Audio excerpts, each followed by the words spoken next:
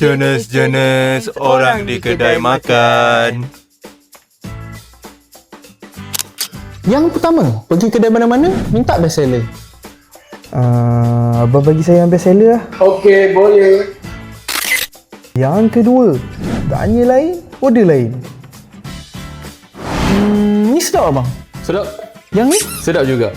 Yang ni? Itu pun sedap. Saya nak order tarik banjir lah. Saya nak paumas satu dengan tarik banjir. Kau nak ada apa? Kau ada apa?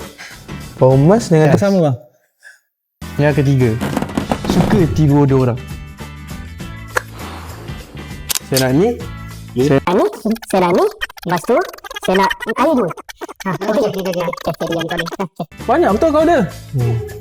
Biasa lapar. Tapi nanti bayar pakai duit kau dulu.